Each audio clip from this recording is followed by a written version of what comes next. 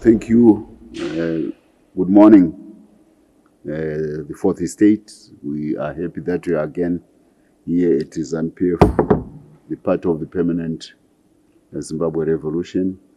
It's a very important week for ZANU-PF on the calendar. Is the independence of Zimbabwe, the celebrations which will be held in Mapisa, Mat South, and we are also having in our international trade fair going on in Bulawayo. So this week and next week, all roads lead to Bulawayo. It is in the spirit of leaving no region, no one behind, that the president in his second republic decided that independence celebrations will be held in various centers of Zimbabwe rather than just confining to Harare. This reflects, of course, the unifying theme which has been the hallmark of the president since he ascended to power as the Second Republic. This is, I think, the third or fourth independence celebration we are holding outside of the capital, Harare. It's an inclusive initiative which makes everybody identify with the national cause and the direction which the country is making in its development endeavors. We owe what we are to the National Liberation War of Zimbabwe. It was a people's war, and by 1975, the guerrilla army was all over. It was pervasive in its infiltration of the country, establishing even liberation zones. So the people of Zimbabwe identified themselves very much with the independence of their country. They paid a very high price for it. And when we take it to Mapisa, it is in that tradition of leaving no place and no one behind. There are rumors which are circulating by the usual detractors trying to say the independence venue has been changed. Look, there's nothing like that. The party is fully geared. The Secretary General and the National Chairperson, as the main drivers of the preparations for the party, are fully geared to make sure that the event in Mapisa will be successful. The government, as the one which is responsible for state occasions like this one, has assigned none other than Vice President Mohadi. And he has been there in Mapisa to make sure that all the organizational aspects of this independence celebration are in place in Mapisa.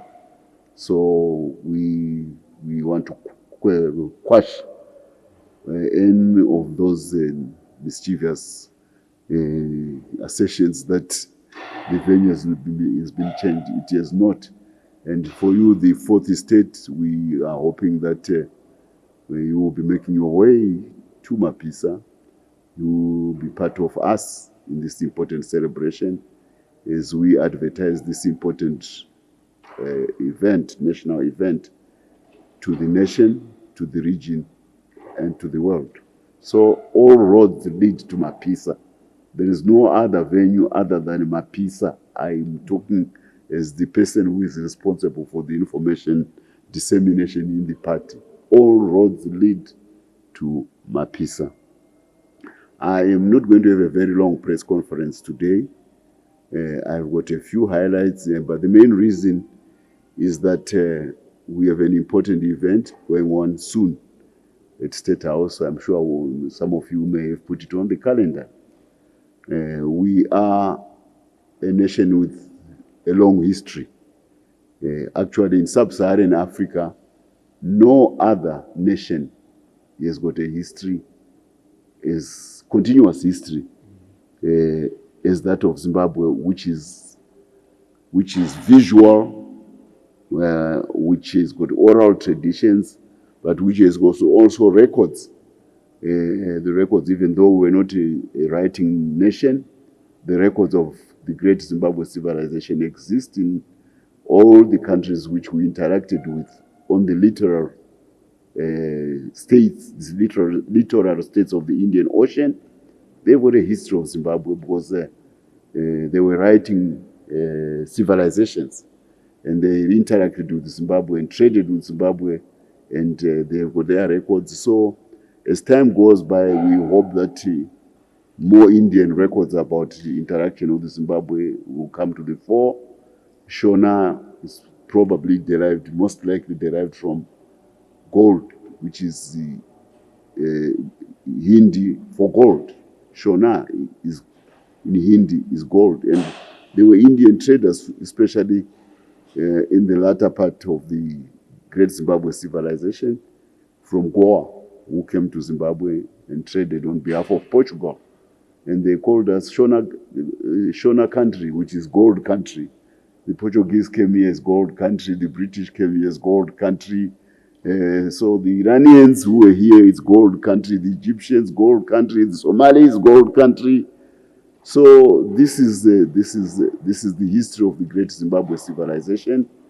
And when these birds come back, they've been plundered by the colonial invaders. It is a great moment for the people of Zimbabwe. I'm not going to take the thunder out of what the president and his guest, the Minister of South Africa, who has come with the Great Zimbabwe, the last of the 8 Great Zimbabwe birds, which were still at Mutsvangwa. I think, when they were plundered by Cecil John Rhodes, they have now finally made their way back.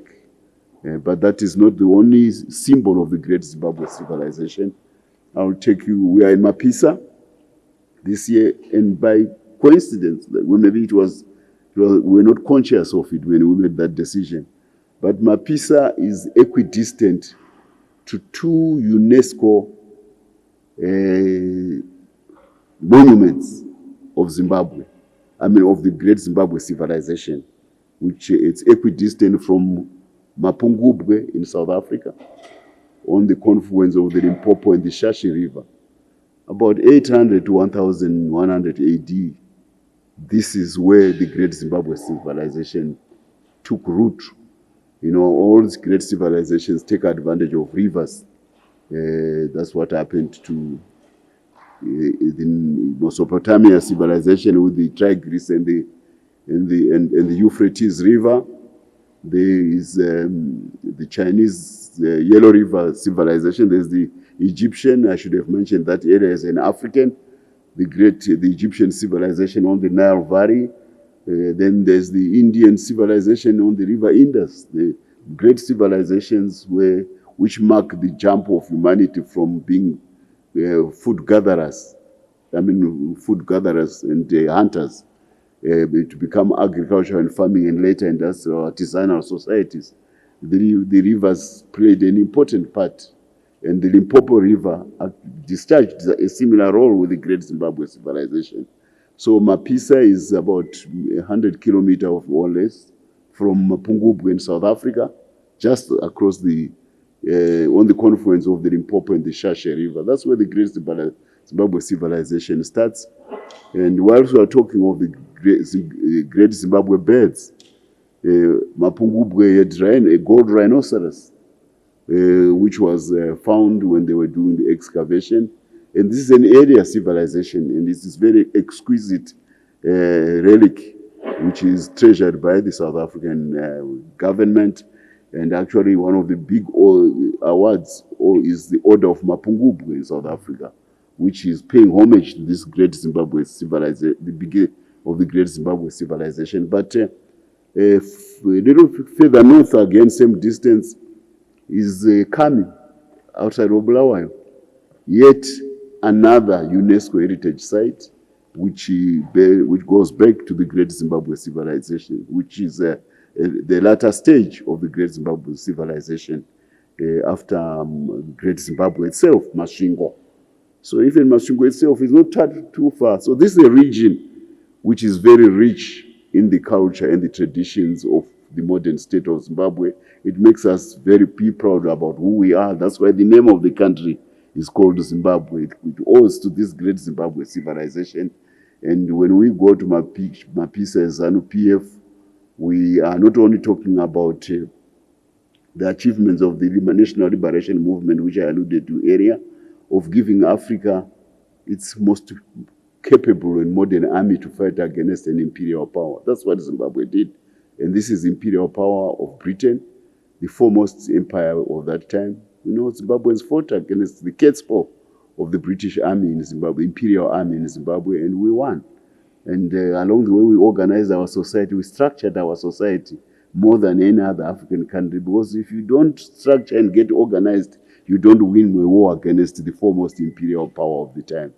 This is the organization which Zimbabwe people have, and it is being reflected in the way ZANU-PF does its things. We are organized, we are structured, and I'll be talking more about it. But here we are in a very, very historic place in terms, and we want, as we go there, the population of Zimbabwe, the general population, so the party membership, to handle this occasion with the gravitas which it deserves in terms of the long evolution of the Zimbabwean nation, starting from the early days at Mapungubwe, going to Great Zimbabwe, going to Kami, and late, of course, also Danamombe.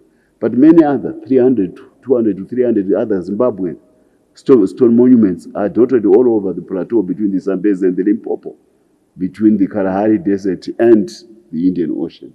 So this is a weight moment as we are receiving this important symbol, the Zimbabwe bird, which is on our flag, which marks the longevity of and continuity of the great Zimbabwe civilization in its various manifestations of dynasties. Some of them recorded, some of them coming from folklore, and of course, some of them, of course, having the imprint of the various other great Zimbabweans, monuments dotted across the plateau.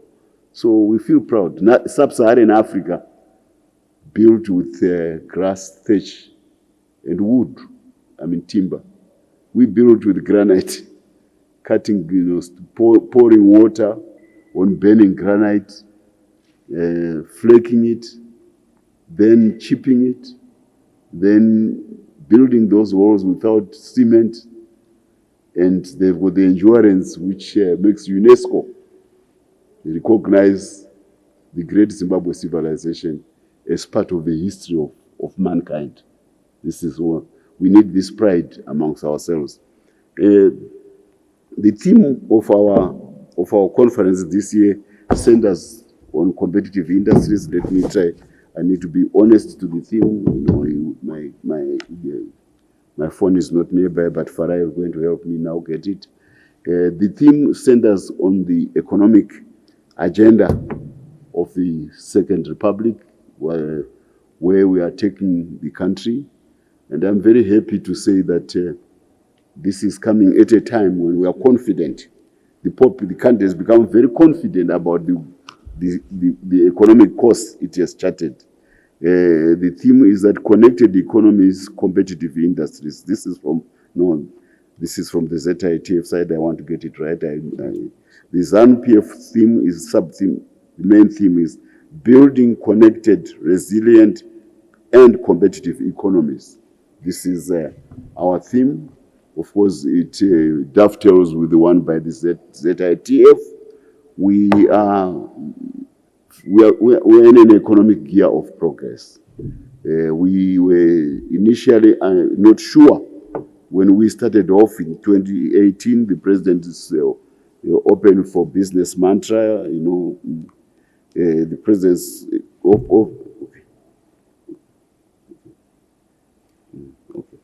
the president's open for business mantra in 2018, going to Davos instead of going to address the United Nations, appealing to international capital to come to Zimbabwe. I remember his first visit to China as a president. He drove all the way to Chinese provinces by car, to go and see investors. He ended up in Zhejiang, which is one of the most dynamic and forward-looking investment provinces of China, Zhejiang in Hangzhou, where all the Jack Ma's and these guys come from. That's the Untris, the guys with the robots, which are now running faster than Usain Bolt. They all come from this town, Zhejiang. The president was there in 2018 when he became, soon after he became president, when he visited China. And as a result of that engagement with the investors in Zhejiang, we now have a steel industry. We now have a lithium. These are investors from Zhejiang. We now have a lithium industry in Zimbabwe. The most advanced lithium beneficiation industry, perhaps the only one on the African continent, is in Zimbabwe.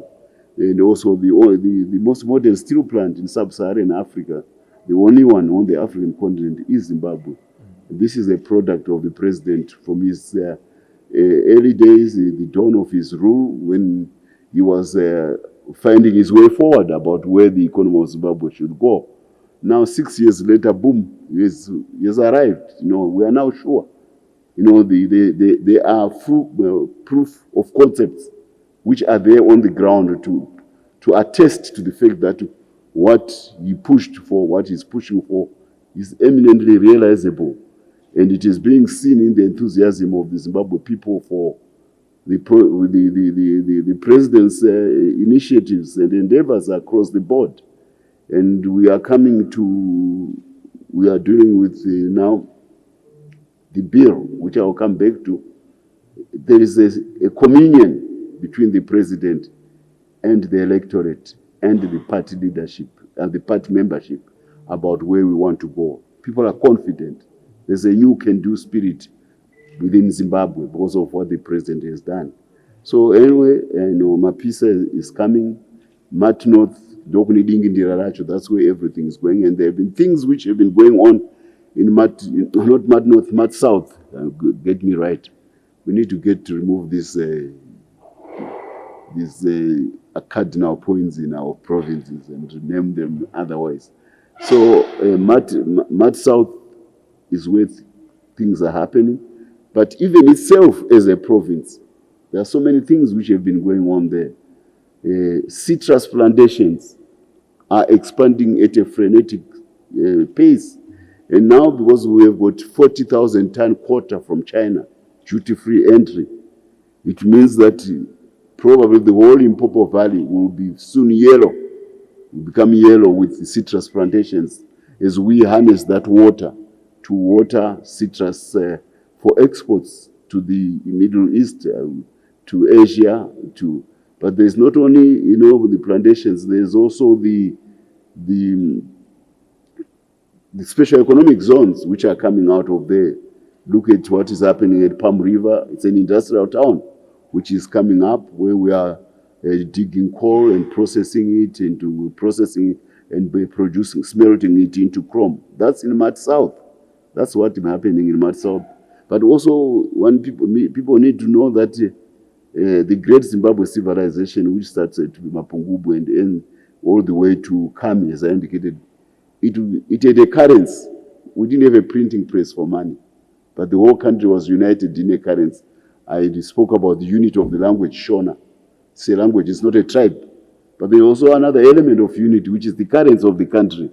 And because of the abundance of gold in that region, the currency of the dynasties which were ruling in these civilizations from 1000 AD to about 1800, 1900 AD, they used gold as the currency. That's why all these other countries came to the Zimbabwe, because gold is everywhere. So by our ability to mine gold, smelt it, and carve it into bars and currency, we were able to have a stable currency which was not controlled by a government, like the US dollar. It's controlled by a government. The government prints that currency.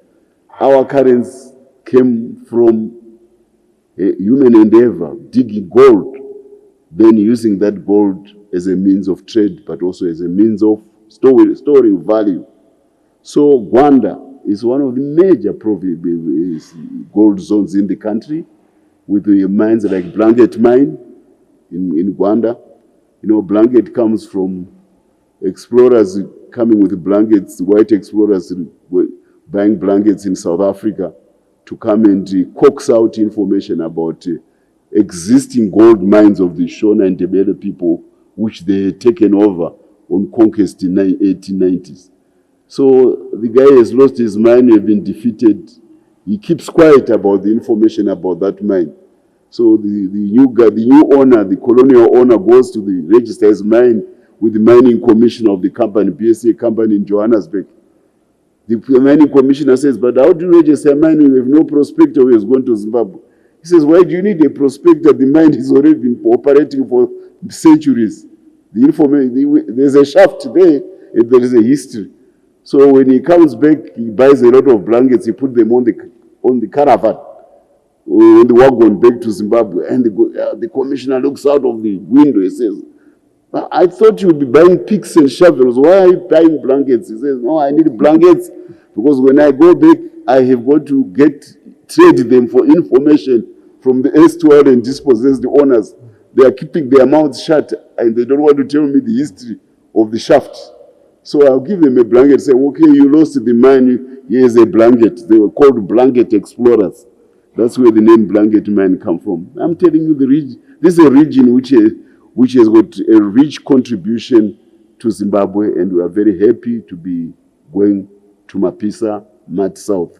Gold, citrus, now chrome being smelted. And another important aspect which is coming up about Mat South, the South African economy is moving away from Johannesburg towards the north, towards the northern, where the resources, there are still fresh resources. So it is also becoming a convergent zone for cooperation between Zimbabwe and South Africa. And the cooperation is becoming very tight, especially with the strong relationship between President Mnangagwa and President Cyril Ramaphosa. That's why this theme, competitive economies, comes in. We are now coalescing our economies in the sub-region and staking out our position on the global marketplace because of the abundance of resources in proximity which are determining the next aspect of modern industrial development, particularly the transition minerals from electric mobility from fossil fuels. We are richly endowed as a region. Manganese, vanadium, South Africa has got plenty. Graphite, Mozambique is number one. Lithium, Zimbabwe is in the top, 25% of the hard rock lithium in the world, to date. Then, the copper for all the circuitry which conducts electricity in cars and in phones. It's in Zambia and DRC. The cobalt it's with DRC. So this region really somehow is destined to play a pivotal role in the development of the world as we move away from fossil fuels to new electric vehicle mobility.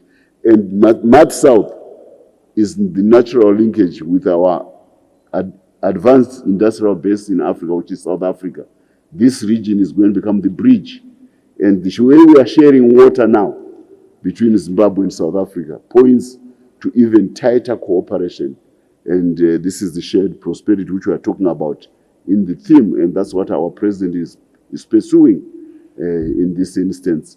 So this is mainly a conference where we take stock about the achievements of the party to date through its executive agent, which is the government of Zimbabwe. Then we see what has to be tweaked, we see what has to be corrected, we see what has to be amplified to make sure that we deliver on the quest for prosperity, which is the only reason why young people from the Samora Machel, Soweto generation of the 1960s and 70s died.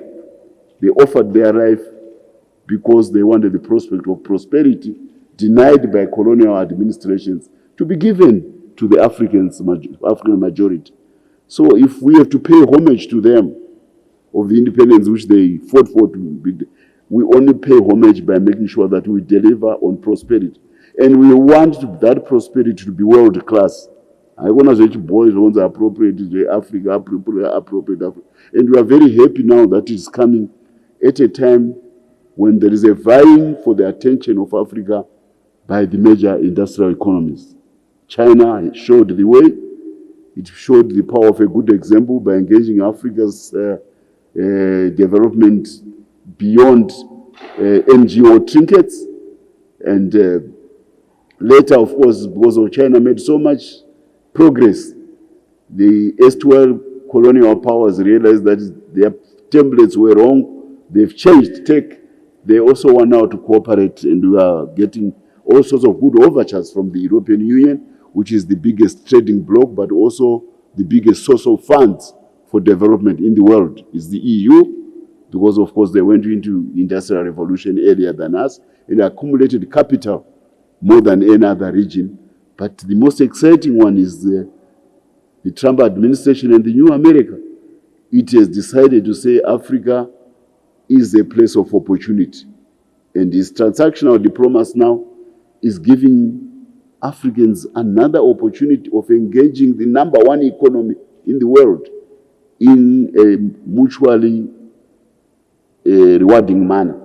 So we are spoiled for attention as Africa now. We are spoiled for attention. We are the only, we are the most beautiful girl in town, in the village today. This time we are the most handsome young men in the village, and everybody is vying for the attention of Africa. And what is left is for us to make sure that we put on our best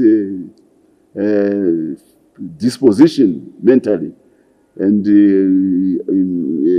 our acute negotiating, our conscious negotiating skills, so that we extract value out of this justing for attention from the major economies. But along the way, we also want to propel Africa to go back to these civilizations which existed before, when Europe may not have been at the same level as Africa. So it's the law of uneven economic development. Sometimes other countries go ahead of each other, of others, other regions go ahead of others. But this time Africa is there to make up for the lost time which made us be victims of colonialism, slavery, and other vices of the imperial era. So this is the North South is going to be important in becoming a bridge to the most advanced economy on the African continent. As the attention of South Africa looks north, it is removing its Eurocentrism, which gave us the sin of apartheid. It is shifting to Afrocentrism, which comes from the National Liberation Movement. This is that's by and well. There's another thing which I want to address. I've seen some reworking or reissuing of some of the statements which I've made from this platform concerning the direction which Zimbabwe should go. I have spoken along the lines of the constitution of the party, along the lines of the tradition of ZANU-PF as a national liberation movement. And in all these instances, this has been after consulting with my principal, the President of the Republic of Zimbabwe, Comrade E.D. Mnangagwa. So if people are finding new value in some of the statements which I have found made in the past, it's okay.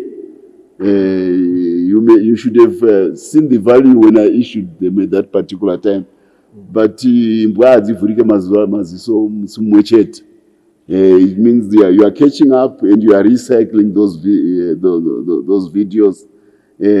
What is important is to know that they reflect the thinking of the president. He firmly believes in the universal suffrage. He firmly believes in the constitution of Zimbabwe, which he was a writer to.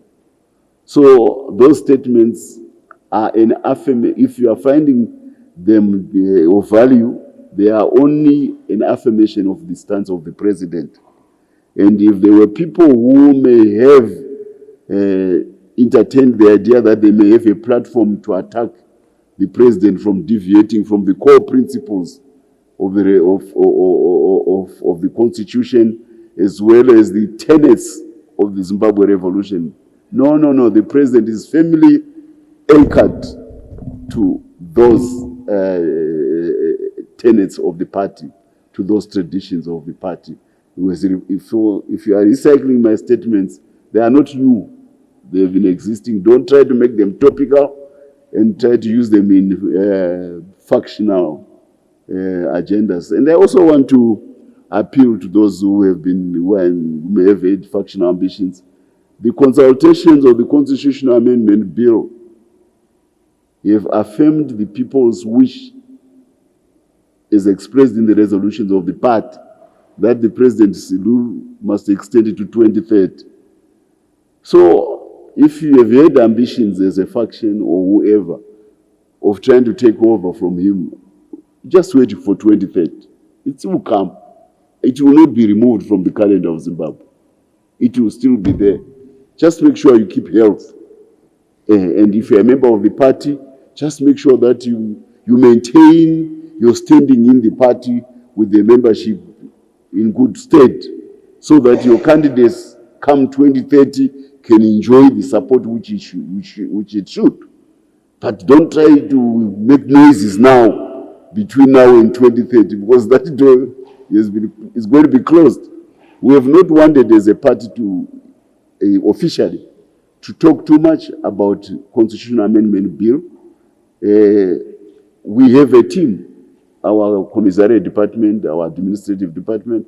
They are part of the consultations of Parliament. We respect the consultations of Parliament. So we are participating at that level. So there's no particular need at this stage for the president, or indeed for even myself, to continue to talk about this issue, because it's something which is in the process. Maybe it's even sub judice. There are even some people who have gone to the courts. So we don't want to pronounce, but let the process go through all the way to Parliament. Whichever way it ends up, we are very confident that the wish of the electorate, of Zimbabwe, and the wish of the party membership, is going to endorse the continuity of President Mnangagwa's rule. Because he's doing so much good, we want assurances that we will continue on the path which we are pursuing right now. We want stability, we want continuity. There was wholesale celebration by the business sector when the Gazette bill was gazetted. The business sector wants continuity. They have got confidence in the president because of his track record. Yes, I mean, you see, petrol is going up. You know, it's bad that this war came and petrol is going up, but it doesn't seem to be affecting the number of cars on the road. It means it reflects the depth of the prosperity which has gone into society. Of course, for those other rank and file Zimbabweans, they have to suffer the impacts of inflation. Those who are on the lower side, it's, the government has tried to find a way to alleviate the burden. But generally, for the active economic players, you can see that no matter the shock of the Middle East fuel crisis, people still are driving. You still get into traffic jams. The highways are still full. So this is a reflection of the economic depth of prosperity which has embedded itself in the Zimbabwean society. Because of President Mnangagwa's reforms, the despondence which was in 2017 is no longer there. There is a new can-do spirit which makes everybody wants to identify with Zimbabwe. And we are confident that even at global stage we will do well. The campaign to become a National Security Council member is going fine. We had the whole delegation from New York. Ambassador Mshayavana brought them here from New York, supporting Zimbabwe's candidates from the Security Council. I used to sit in the Security Council as a diplomat with the former president, the foreign minister, Ambassador Ndenge. So this is the third time Zimbabwe will be given a chance to go to the Security Council of the United Nations. A country which is 47 years, there are 54 African countries. We are going there for the third time in a short 47 years. This may not have happened in the last decade of the First Republic. We were a shunned nation. We were a pariah country. But now everybody loves Zimbabwe. And we are confident that the quest for the Security Council will will succeed. It is a measure of the acceptance of our president on the continental stage, but also on the global stage. So I don't want to take more of your time. We are getting tight. You need to run. I've made sure that you can pass by. I'm hoping that you get my usual treat, but I don't want you to be late for the other event of the president at State House. It's very important that you record Zimbabwe as it gets its last of the 8 great birds which were stolen in the colonial era from Great Zimbabwe. I want to 1 or 2 questions before I release you to rush, but you can pass by Chicken Inn and get something for your lunch. Okay.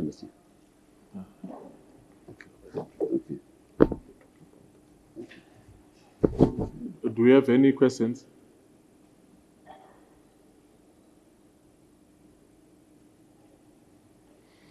Sure, people are eager to rush to State House. Okay. So I think we want to rush to the return of the Great Zimbabwe bird. It's especially when we are talking of the repatriation of the heroes of the first Chimurenga. There's a lot which is going on now between our government and the British government to get Mashaya Mombe, who is the top general of the first Chimurenga. Everybody was going to Mondoro, to Mashaya Mombe during 1896. 97. Then Chingaira is his ally. Then there are others who were taken to England, but these are the 2 prominent ones. They will be coming back now, so that there's repatriation of our artifacts of that very painful period. So I don't want you to, Zimbabwe people want you to record that event and tell it to them. That's your job. I can't stop you from rushing there to go and discharge your responsibility of informing the people about their great tradition. But you see, Mapisa is there. All these things will be hovering in our heads as we go to Mapisa. All roads lead to Mapisa. Thank you so much.